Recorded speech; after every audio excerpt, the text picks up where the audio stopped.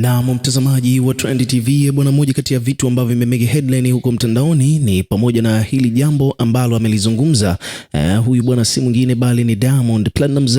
Diamond bwana amezungumzia kuhusiana na sakata zima la kutengenezwa kwa arena hapa Tanzania.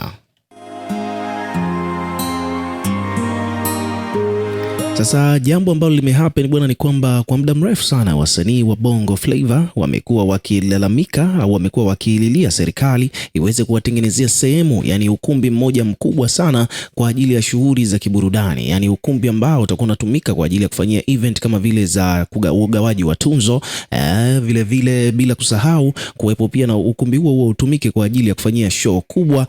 Kama unakumbuka vizuri, mnamo miaka kadhaa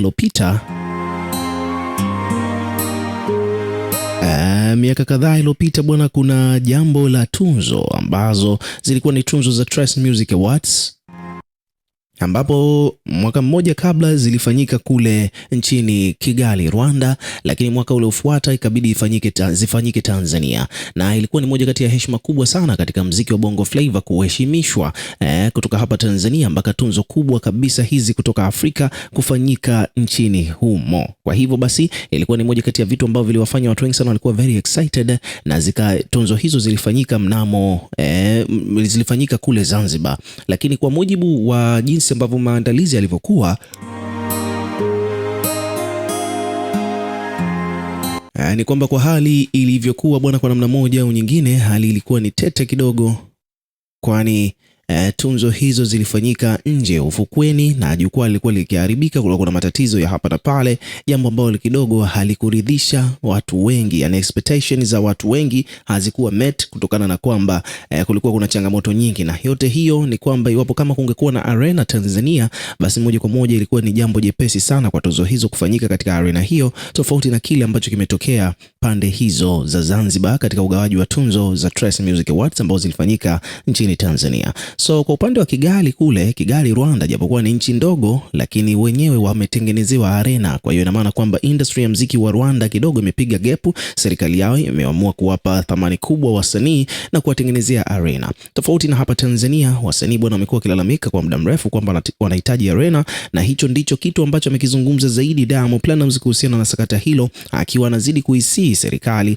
iweze kutengeneza arena kwa ajili ya shughuli kubwa za kimuziki hapa Tanzania, kwani muziki ni moja kati ya chanzo cha mapato makubwa kabisa katika serikali ya Tanzania kwa wananchi. Muziki umegawa ajira kwa watu wengi. Muziki umekuza sekta mbalimbali kama vile sekta ya habari na vitu vingine kama hivyo.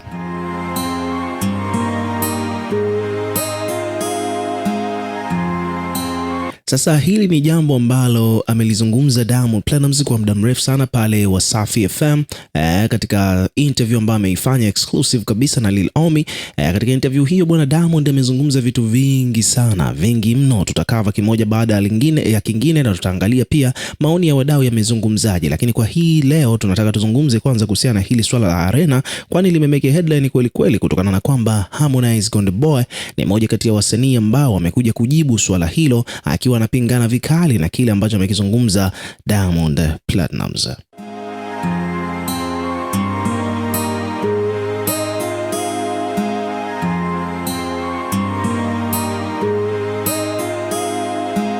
Kwa upande wake Harmonize bwana, yeye amekuja hapa amelizungumzia swala hilo, akidai kwamba alichokizungumza Diamond bwana hakina mashiko, na serikali imejitahidi sana, imefanya vitu vingi sana vikubwa, na pia vile vile iko na project nyingi ambazo zinaleta matokeo chanya kwa jamii. Hakuna sababu ya kufocus zaidi kwa sasa na arena. Kwa kifupi ni kama vile Harmonize ameamua kumcrush Diamond, yani mchana kweupe kabisa, jambo ambalo limeibua hisia za wadau wengi sana. Wamekuja kuweka maoni yao kuhusiana na kile ambacho Harmonize amekizungumza.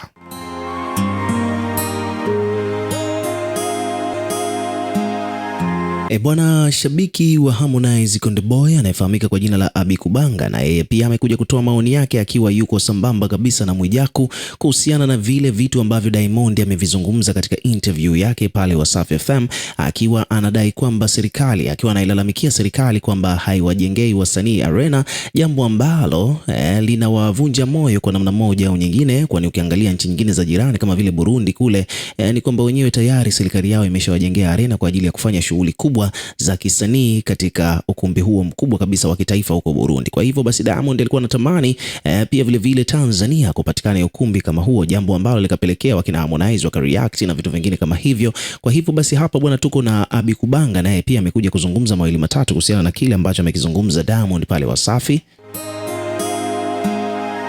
Lakini pia vile vile Mwijaku naye pia amekuja kuzungumza ya kwake kuhusiana na interview hiyo hiyo ambayo ameifanya Diamond pale Wasafi FM. So msikilize kwanza hapa Abikubanga.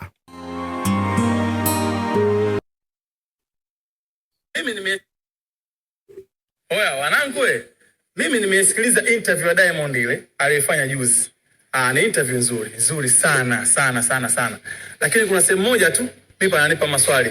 Anasema serikali inatujali kipindi cha kampeni tu. Umeshanielewa bwana? Sasa mimi najiuliza, kuna serikali inofanya kampeni duniani? Mimi shida yangu ndio iko hapo, kuna serikali inayofanya kampeni duniani? Kwa sababu mimi najua kinachofanya kampeni, chama ndio kinafanya kampeni. Umeshanielewa? Sio serikali. Kwa kama serikali ndio inafanya kampeni, maana yake wapinzani wanashindana na wapinzani wanashindana na serikali. Haya bana, baadaye. So kwa upande wa Abikubanga amekuja kuzungumzia pointi ambayo ameizungumza Diamond ilikuwa haina mashiko, kwani alisema kwamba serikali inajali wasanii kipindi cha kampeni, lakini wasanii wakiwa na shida kama hizo za arena hawatekelezewi. So hicho ndicho alichokizungumza Abikubanga hapo, hiyo ndio ilikuwa pointi yake. Lakini pia Mwijaku naye pia amedai kwamba amekerwa, amechefukwa kweli na kile ambacho amekizungumza Diamond dhidi ya serikali. Nilikuwa nafuatilia interview ya Mwambino. Nimefuatilia, nimerudia mara mbili. Moja kati sehemu ambayo sikuipenda ni pale aliposema kuwa serikali haiwajali wasanii wa Bongo Flava. Eti wanawajali wasanii wa Bongo Flava kipindi cha kampeni. Usitengeneze chuki kwa serikali, usitengeneze chuki kwa wasanii wenzio.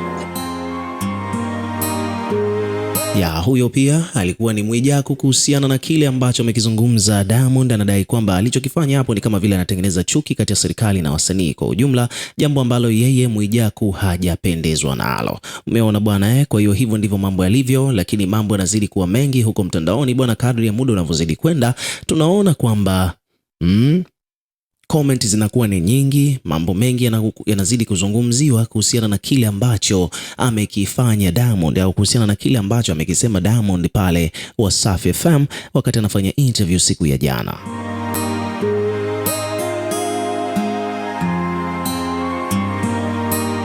So at the end of the day, ukiwa kama mdau na wewe pia tuwekee maoni yako katika comment section, tutakuwa tukisoma na kureplay kila comment, na pia hakikisha una subscribe kwa ajili ya kupata update zaidi.